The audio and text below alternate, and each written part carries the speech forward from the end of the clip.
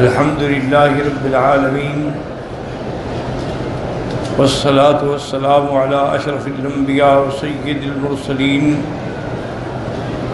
سيدنا وحبيبنا وشفيعنا ومولانا محمد وعلى آله وأصحابه أجمعين. اللهم صل على سيدنا محمد وعلى آل سيدنا محمد كما صليت على إبراهيم وعلى آل إبراهيم في العالمين إنك حميد مجيد. أعوذ بالله من الشيطان الرجيم. بسم الله الرحمن الرحيم. وَإِذْ قُلْنَا لِلْمَلَائِكَةِ اسْجُدُوا لِآدَمَ فَسَجَدُوا إِلَّا إِبْلِيسَ قال أسجد لمن خلقت طينا قال أرأيتك هذا الذي كرمت علي لئن أخرتني إلى يوم القيامة لأحتنكن ذريته إلا قليلا قال اذهب فمن تبعك منهم فإن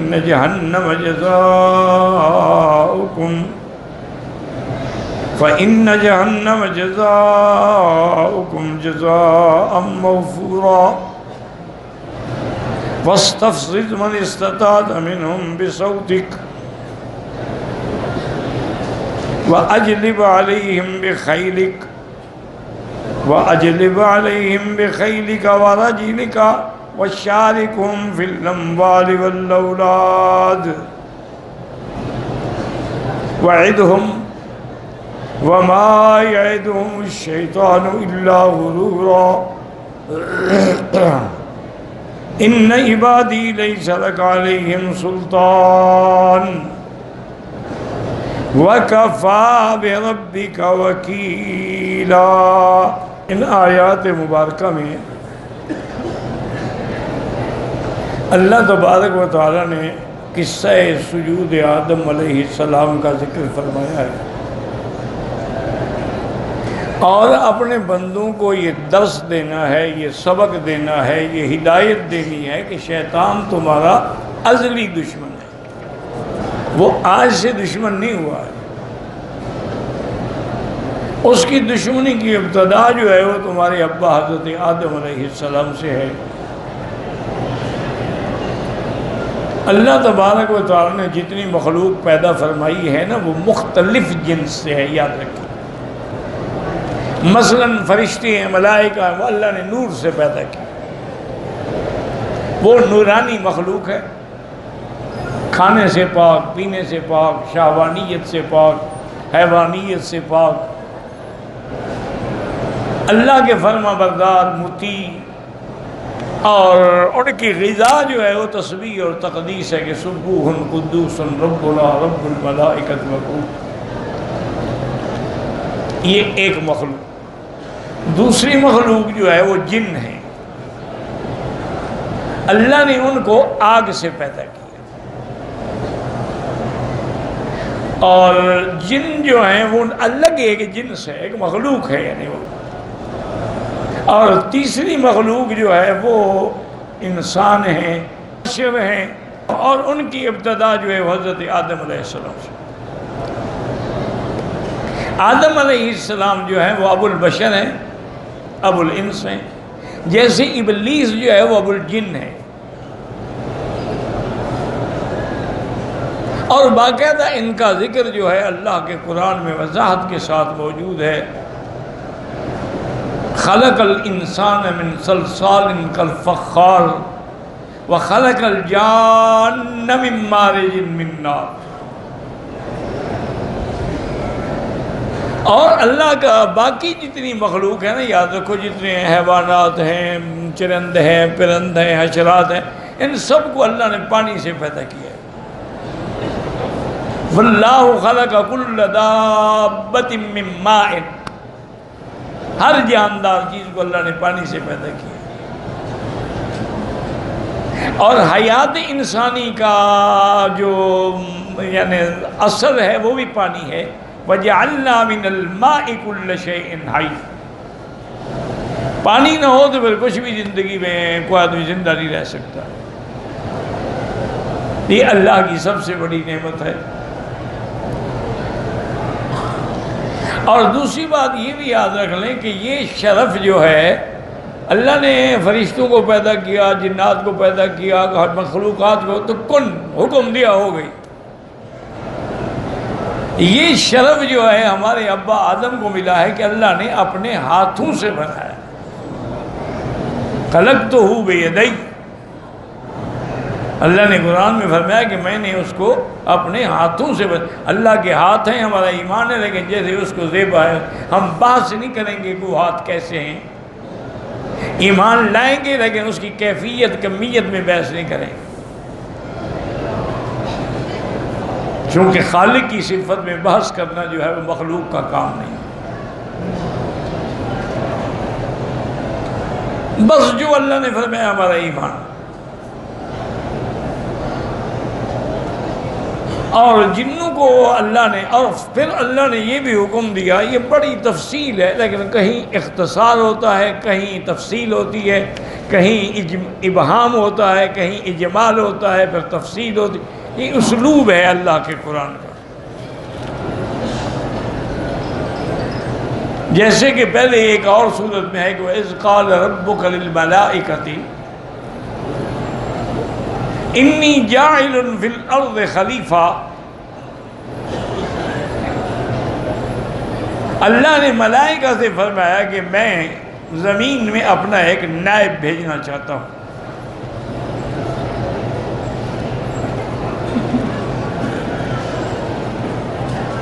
اور یہ لفظ بھی خدا کرے یاد رہے آپ کو. فرمایا نا کہ جاعل فی الارض خلیفہ. اللہ کا تو کوئی خلیفہ ہو ہی نہیں سکتا. خلیفہ تو وہ ہوتا ہے جو اس کے بعد ہے. خدا تو ہمیشہ رہے گا. خلیفے کا کیا معنی؟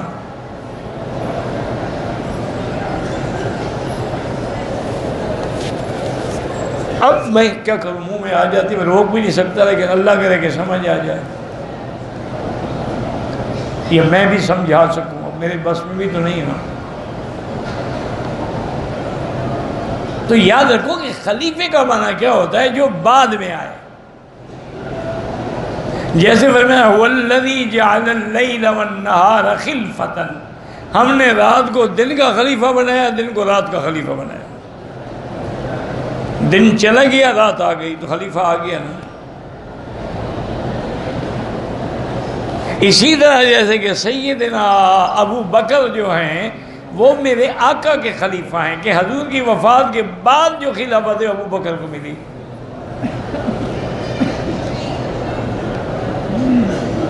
اور خلیفہ بلا فصل، یعنی حضور کے بعد جو خلیفہ ہیں. اس لیے حضرت عمر فرماتے تھے کہ بھائی خلیفہ تو ابو بکر ہے، ہم تھوڑے خلیفہ ہیں. جب لوگوں نے حضرت عمر کو لکھا نا خلیفہ رسول اللہ، انہوں نے کہا کیا کر رہے ہو؟ میں رسول اللہ کا خلیفہ تھوڑا ہوں، میں تو ابو بکر کا خلیفہ ہوں نا. پھر یوں لکھو خلیفہ رسول اللہ.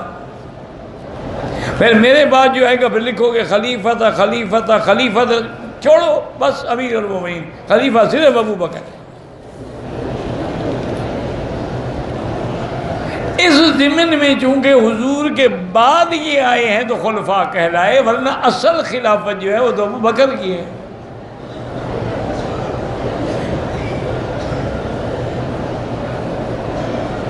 یعنی یہ شان جو سیدنا ابی بکر کو ملی ہے نا وہ کسی کو نہیں. سب سے پہلے ایمان لانے والا ابو بکر، سب سے پہلے حرم میں تقریر اور دعوت دینے والا ابو بکر، سب سے پہلے اسلام کے نام پر جس کو کعبہ کے مطاف میں مار پڑی وہ ابو بکر. سرکار دو عالم کے ساتھ سفر ہجرت میں جانے والا ابو بکر.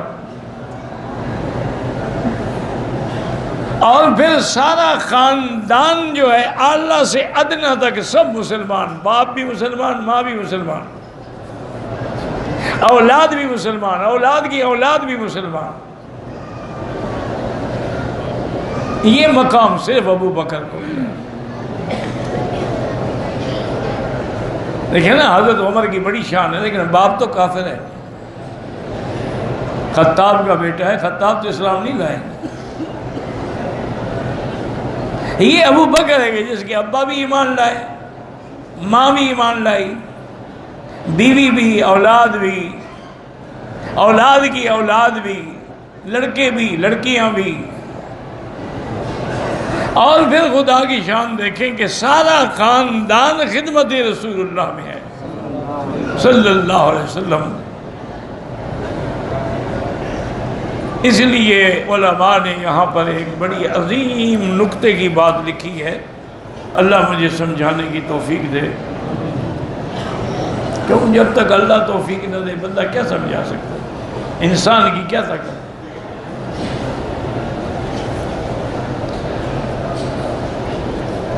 انہوں نے ایک عجیب نکتہ لکھا ہے. انہوں نے کہا خلیفے کا معنی کیا ہوتا ہے؟ جس کا وہ خلیفہ بن رہا ہے نا اس کی موجودگی میں وہ آ جائے. بات سمجھو، اللہ کرے سمجھ آ جائے انشاءاللہ. تھوڑی توجہ کرو گے تو آ جائے گی. تو میرا ماہیہ اور ڈھول سپاہیہ میں خیال ہو تو پھر تو نہیں آئے گی.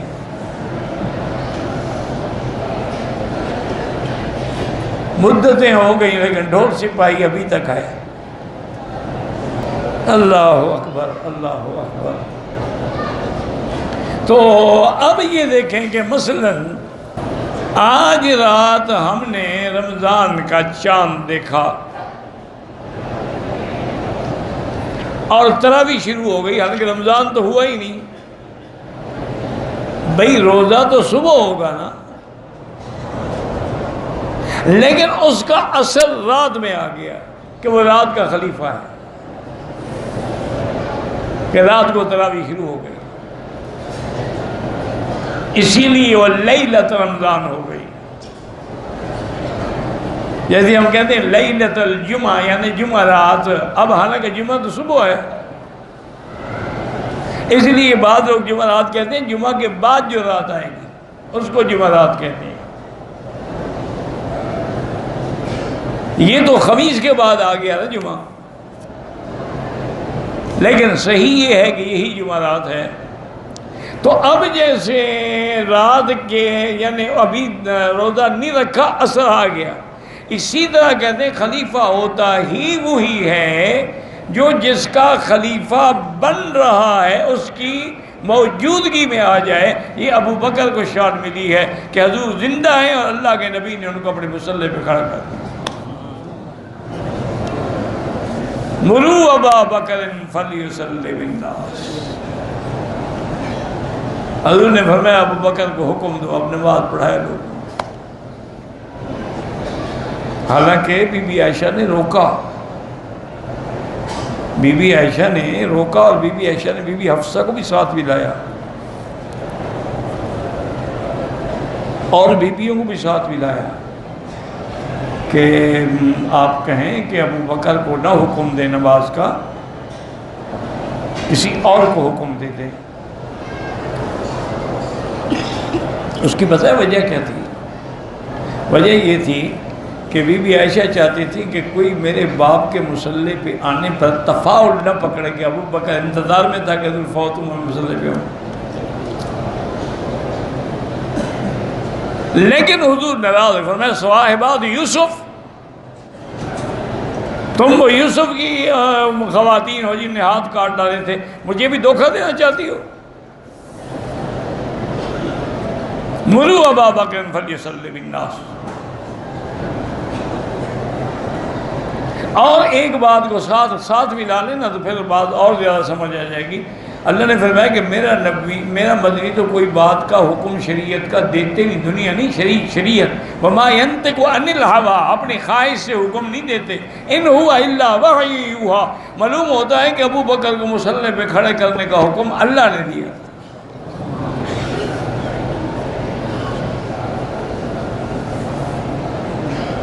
اس لیے حضور پاک نے اصرار کیا، فرمایا مرو ابا بکر فلیصلی بالناس۔ یہ شیعہ کہتے ہیں نا حضرت نے خلافت لکھ دینی تھی، ابو بکر نے نہیں لکھنے دی، عمر نے نہیں لکھنے دی، خالی کاتب تو حضرت علی تھے، تو اس میں عمر اور ابو بکر کا کیا قصور ہے؟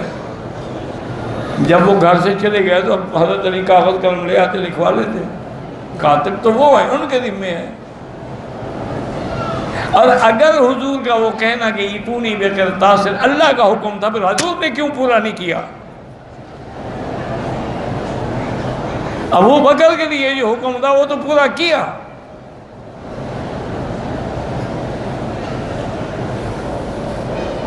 اور پھر دیکھیں اس سے بڑی اور تصدیق کیا ہو سکتی ہے کہ حضور پاک کو تو نماز کا عشق تھا نا جی، اور بخار اتنا شدید تھا کیونکہ جتنا شان بڑا ہوتا ہے نا امتحان بھی بڑا ہوتا ہے۔ حضور بے ہوش ہو جاتے، ٹھنڈی مشکیزہ پانی کا سر سے ڈالتے، حضور کو تھوڑا ہوش آتا پھر بے ہوش ہو جاتے، اور جب ہوش آتا تو ایک ہی لفظ زبان پہ تھا، اللہم الرفیق الاعلی۔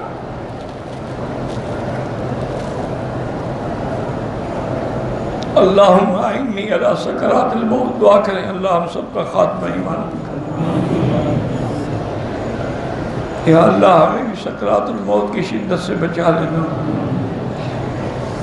ہم تو تیرے عاجز بندے ہیں، معمولی تکلیف بھی برداشت نہیں کر سکتے۔ اللہ اکبر۔ اب حضور کو جب اچھی طرح ہوش آ گیا تو فرمایا کہ لوگوں نے نماز پڑھ لی ہے، پھر بھی نماز کا فکر ہے، ہمیں ماشاءاللہ عمرے پہ آئے ہیں، زیارتیں کر رہے ہیں، نماز جاتی ہے تو چلی جائے، یہ پتہ نہیں کون سی زیارتیں ہیں اور کون سے احکام ہیں۔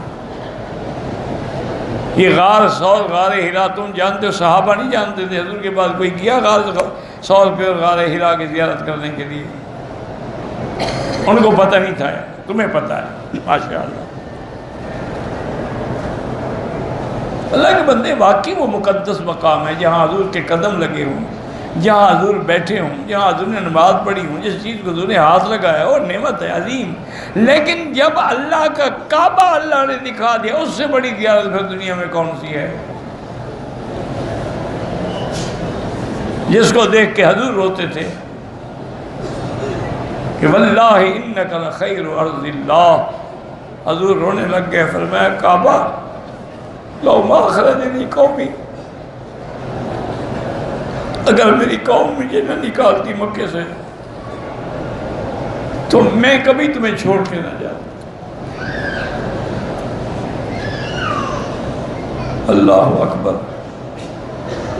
میرے استاد تھے، وہ ہمیشہ کہتے تھے، ایک دفعہ میں نے کہا کہ حضرت کچھ رشتہ دار پریشان کر رہے ہیں، فرمانے لگے بھائی رشتہ دار اچھے ہوتے تو نبی کو پریشان کرتے ہیں، ان کا کام ہی یہی ہے۔ انہوں نے کہا اقارب جو ہے نا، اس لیے عربوں کی ایک مثال ہے، الاقارب کل عقارب، الف سے لکھو نا اقارب تو رشتہ دار، عین سے لکھو تو بچھو، اس لیے وہ کہتے ہیں الاقارب کل عقارب، یہ اقارب تو ہوتے ہی بچھو ہیں۔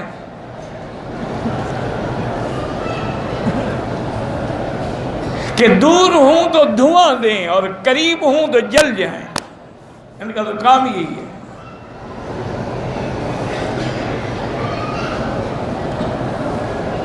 اس لیے ہمیشہ یاد رکھیں کہ حضور کو اتنا فکر ہے نماز نماز نماز۔ اللہ اکبر۔ مسلمانوں یاد رکھو، ہم لوگ آداب میں پڑ گئے ہیں، فرائض کو چھوڑ دیا۔ یہ عرب لوگ جو ہیں نا، اللہ ان کو سلامت رکھے، بڑے مضبوط لوگ ہیں، مجال ہے کبھی فرض چھوڑے۔ نماز فرض ہے، ہر حال میں پڑھیں گے، سنت نہ بھی پڑھیں تو نہ پڑھیں، نفل نہ پڑھیں نہ پڑھیں، لیکن فرض ضرور پڑھیں گے۔ ان کی ماڈرن لڑکی بھی ہو نا، جس نے نیچے سکن ٹائٹ جین پہنی ہوئی ہو، نماز کا وقت آئے گا چادر اوپر لے کے کھڑی ہو جائے گا، اللہ اکبر۔ ہمارے تو مولویوں کی بیویاں نہیں پڑھتی، پیروں کی تو خیر ویسے بخشی ہوئی ہوتی ہیں، ان کو تو پیر چھڑائیں گے نا. مولوی کی بیوی کو کچھ ڈر ہوتا ہے لیکن وہ بھی نہیں پڑھتی. یہ ہے مقام نماز کہ اس وقت بھی حضور کا ایک ہی خیال ہے، حل صلی الناس. انہوں نے کہا جی نماز کھڑی ہو رہی ہے، فرمایا لے چلو بچے. حضور نے حضرت عباس اور حضرت فضل کے کندھوں پہ ہاتھ رکھا. بی بی عائشہ فرماتی ہے میں دیکھ رہی تھی صلی اللہ علیہ وسلم، یار جب حضور کا نام آئے تو دروشی تو پڑھنے کیسے لوگ ہوتے، سرکار دو عالم کا ذکر ہو اور زبان پہ درود نہ آئے، ایسا بخیل تو پھر دنیا میں پیدا ہی نہیں ہوا. بی بی عائشہ فرماتی ہے میں دیکھ رہی تھی کان رجلاه یخطا علی الارض، آپ کے پاؤں جو ہے وہ زمین پہ لکیر کھینچ رہے تھے. حضور کو طاقت نہیں تھی کہ پاؤں رکھ سکے. کندھے پہ ہاتھ رکھے تو جا رہے تھے تو بس پاؤں گھسٹتے ہوئے جا رہے تھے، لکیر کھینچ رہے تھے. اللہ اللہ اللہ. جب حضور، اب دیکھیں نا حضور کا گھر وہی بی بی عائشہ کا حجرہ تو ہے نا جی، اور آگے سامنے محراب ہے. جب حضور حجرے سے نکلے اپنے مسجد کی طرف تو صحابہ کو بھی علم ہو گیا، ابو بکر کو بھی علم ہو گیا. ابو بکر نے ہٹنا شروع کر دیا کہ جب حضور آ گئے اب حضور کا امام کون بن سکتا ہے. تمہارے مولوی تو بڑے بہادر ہیں نا جی، یہ تو ماشاءاللہ میلاد مناتے ہیں، حضور آ بھی جائیں تو مصلی پہ مولوی کھڑا ہے. یہ بڑے عجیب عاشق رسول ہیں ماشاءاللہ. تو بھائی جب حضور آ گئے تم بدبخت کون ہو مصلی پہ کھڑے ہونے والے.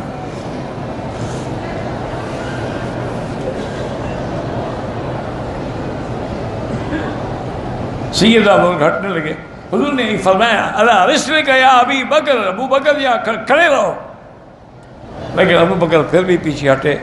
حضور آگے جا کے کھڑے نہیں ہو سکے، بیٹھ گئے. تو اب محدثین نے لکھا ہے کہ حضور امام بن گئے ابو بکر کی، اور ابو بکر امام بنا امت کا. جب نماز ہو گئی تو آپ نے فرمایا میں نے تمہیں کہا تھا کہ کھڑے رہو، کیوں ہٹ گئے. مالی ابن ابی قحافہ، ابی قحافہ کے بیٹے کی کیا طاقت ہے محمد بدری کے آگے کھڑا.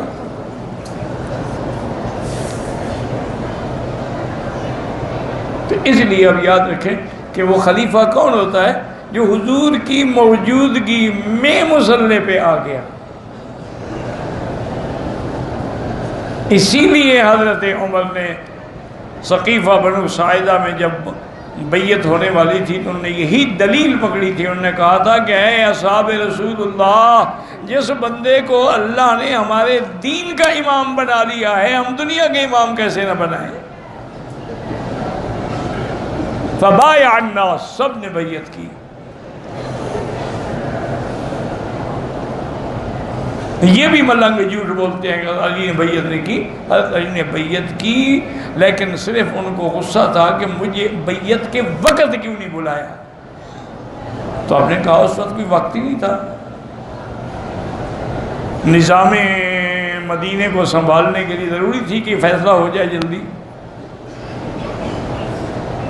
پھر حضرت علی نے باقاعدہ بیعت کی. ہمیشہ حضرت ابو بکر کے پیچھے نماز پڑھتے رہے اور ہمیشہ ابو بکر کے وزیر رہے. ہر مسئلے میں مشورہ دیتے رہے. اسی لیے کسی خارجی بدبخت نے پوچھا تھا نا حضرت علی سے کہ ابو بکر کے زمانے میں بھی ملک فتح ہوئے، عمر کے زمانے میں بھی ملک فتح ہوئے، عثمان بڑے نرم تھے رضوان اللہ، ان کے ملک میں زمانے میں بھی 40 لاکھ مربع میل تک ملک فتح ہو گئے. آپ جب سے خلیفہ بنے ہیں تو ایک بستی بھی فتح نہیں ہوئی، بلکہ آپ نے دارالخلافہ بھی مدینے کو چھوڑ کے کوفے کو بنا دیا. آپ نے فرمایا کہ بدبخت بات سنو، سیدنا عثمان کو مدینے میں شہید کیا گیا. میں نہیں چاہتا تھا کہ دوبارہ مدینے میں قتل عام ہو، اس لیے میں نے کہا خلاف دارالخلافہ ہی بدل دو. اگر کوئی قتل ہونا ہے تو کوفے میں ہو، مدینے میں تو نہ ہو. اور دوسری بات یہ ہے کہ ملک فتح نہیں ہوئے، جب ابو بکر عمر بادشاہ تھے، خلیفہ تھے، علی وزیر تھا، جب میں خلیفہ بنا تم وزیر بن گئے تو فتوحات کیسے ہو سکتی ہیں؟ تو ساری زندگی، تو اس کو کہتے ہیں خلیفہ۔ تو اب بات سمجھو کہ اللہ نے یہ فرمایا کہ میں آدم کو خلیفہ بناتا ہوں، تو خلیفہ تو وہ ہوتا ہے نا جو اس کے آ جائے، لیکن وہ تو چلا جائے تبھی خلیفہ اس کی کرسی پہ بیٹھے گا نا۔ قرآن کہتے ہیں نا خلائف فی الارض، اسی طرح قرآن کہتے ہیں وَخَلَفَ مِن بَعْدِهِمْ خَلْفٌ أَضَاعُوا الصَّلَاةَ وَاتَّبَعُوا الشَّهَوَاتِ۔ خلف، خلیفہ، خلاف، تو یہ معنی یاد رکھ رہے، سمجھیں، بھول نہ جائے، انی جائل فی الارض خلیفہ، یعنی وہ پہلی مخلوق جو زمین میں تھی اس کے بعد جا رہے ہیں تو یہ ان کے خلیفہ ہوں گے میرے حکم سے، یہ نہیں کہ میرا خلیفہ ہوگا۔ اللہ تو خلیفہ ہو سکتے ہیں، اللہ کا تو کوئی خلیفہ ہے۔ انت الصاحب فی السفر والخلیفۃ فی الاہل، حضور کی دعا ہے کہ اللہ آپ سفر میں بھی ہمارے ساتھ ہیں، ہمارے اہل میں بھی آپ خلیفہ ہیں، اور کون حفاظت کر سکتا ہے؟ تو معنی یہ ہے کہ پہلے یہاں جن آباد تھے، پہلے جو اللہ نے مخلوق بھیجی نا زمین میں وہ جنات کی تھی، اسی لیے تو ملائکہ نے کہا تھا نا کہ جب اللہ نے حکم دیا کہ سجدہ کرو، نے کہا یا اللہ آپ ایسے مخلوق کو خلیفہ بنا کے بھیج رہے ہیں، وہ تو یفسد فی ویسفک الدماء، وہاں فساد کریں گے، خون بہائیں گے۔ یہ ہماری حلوائی پارٹی کہتے ہیں، دیکھو نا جی ان کو علم غیب تھا نا فرشتوں کے، تبھی تو انہوں نے کہا نا کہ یہ جائیں گے تو ایسا کریں گے۔ وہ علم غیب نہیں تھا جناب، وہ تجربہ تھا، وہ جنوں کو بھگت چکے تھے۔ جنات نے جب فساد شروع کیا تو اللہ نے حکم دیا فرشتوں کو کہ ان کے مار مار کے بھگا دو، اس لیے جنات کو فرشتوں نے ایسا مارا نا کہ یہ جزائر میں نکل گئے، پہاڑوں میں نکل گئے، غاروں میں نکل گئے، پھر شہروں میں نہیں رہے۔ تو اب حضرت آدم ان کا خلیفہ بن کے آ رہا ہے، ان کے بعد آ رہا ہے۔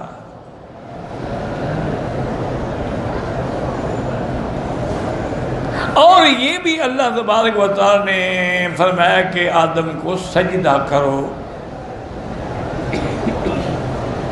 اسی طرح یہ میرے بھائی جو ہے نا وہ اس سے بھی دلیل پکڑتے ہیں کہ جی آدم کو سجدہ اگر جائز ہے تو اولیاء بھی تو آدم کی اولاد ہیں، پھر ان کو سجدہ کیوں جائز نہیں؟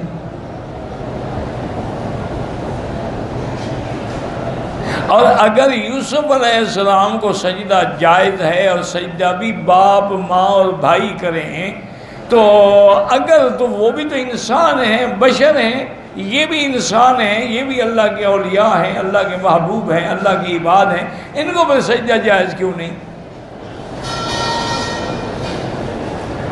تو اصل بات یاد رکھیں کہ یہ بے وقوفی ہے اور جہالت ہے۔ پہلی چیز تو یہ ہے کہ شریعت آدم کا تعلق ہمارے نبی پاک کی شریعت سے کوئی نہیں، شریعت یوسف علیہ السلام کا تعلق ہماری شریعت سے کوئی نہیں، ایک۔ دوسری بات یہ ہے کہ انہوں نے جو سجدہ کیا وہ تو اللہ کے حکم سے کیا ہے، تمہیں کس نے حکم دیا ہے کہ قبروں پہ سجدے کرو؟ وہ تو اللہ نے حکم دیا تھا کہ اسجدوا لآدم، آدم کو سجدہ کرو۔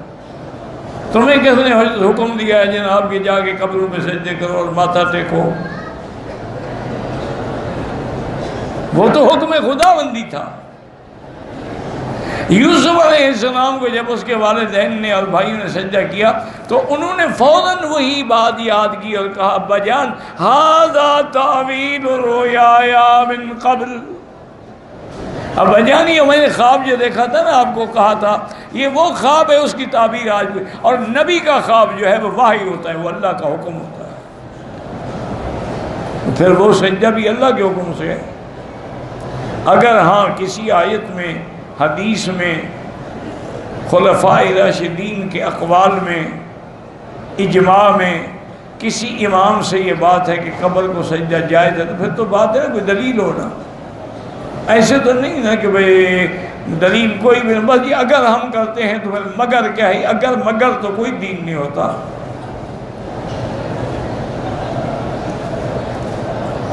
وَإِذْ قُلْنَا لِلْمَلَائِكَةِ اسْجُدُوا لِآدَمَ فَسَجَدُوا إِلَّا إِبْلِيسَ۔ یا فا ہے، یاد رکھو، فا جو ہے نا یہ تاکید کے لیے ہوتی ہے، وا جو ہے جمع کے لیے ہوتی ہے، ثم جو ہے وہ تراخی کے لیے ہوتا ہے۔ مثلا جاءنی زید وعمر فبکر ثم خالد، تو معنی یہ ہے، فا کا معنی ہوتا ہے جیسے کہ اذا کبر فکبروا، جب امام کہے اللہ اکبر تو تم بھی کہو اللہ اکبر۔ اذا رکع، جب امام رکوع میں جائے اب تم بھی رکوع کرو۔ تو اس لیے فا کا معنی ہوتا ہے فوراً، معنی یہ ہے کہ ملائکہ اللہ کے حکم کے اتنے پابند ہیں، اللہ نے حکم دیا تو بس فوراً پھر سجدے میں گر گئے۔ پہلے جو بات کرنی تھی کر لی، لیکن حکم کے بعد پھر کوئی بات نہیں۔ فَسَجَدُوا إِلَّا إِبْلِيسَ،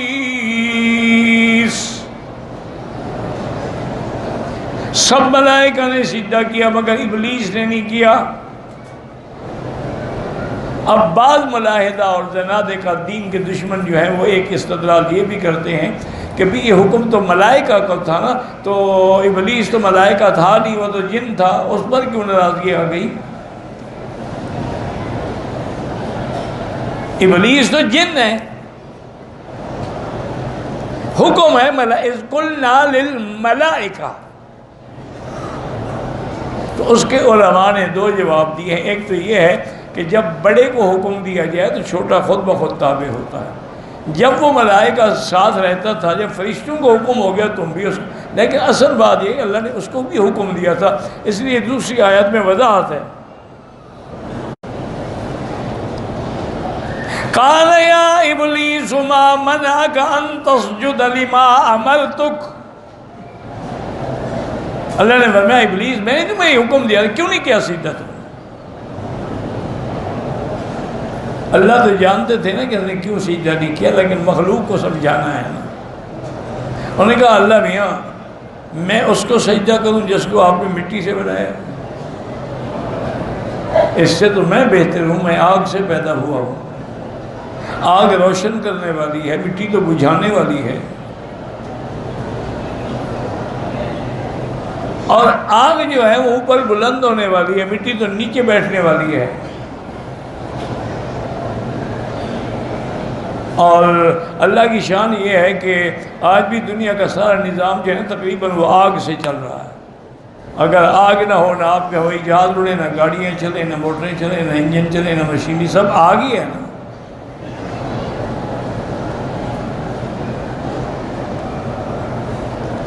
لیکن اس کو بات سمجھنا، یہ سمجھ آئے گی اس کو، لیکن قیامت والے دن، جس دن انسان بخشے جائیں گے، جانوروں کو ختم کر دیا جائے گا، تو اس وقت پھر ابلیس ہی کہے گا یقول الکافر یا لیتنی کنت ترابا، اے کاش میں بھی مٹی ہوتا۔ آج تو اکڑ رہا ہے نا، اسجد لمن خلقت طینا۔ اب آگے بدبخت کہتا ہے کہ میرا مولا ارأیتک ھذا الذی کرمت علی، اس کو جو آپ نے میرے اوپر فضیلت دے دی، مسجد الملائکہ بنا دیا، اگر آپ مجھے مہلت دینا میں اس کی اولاد کو برباد کر کے رکھ دوں گا، سب کو جہنم میں لے جاؤں گا، مگر جو تیرے خاص بندے ہوں گے۔ واللہ اعلم۔ اللہ اللہ اللہ اللہ، اللہم اشفنا واشف مرضانا ومرضى المسلمین۔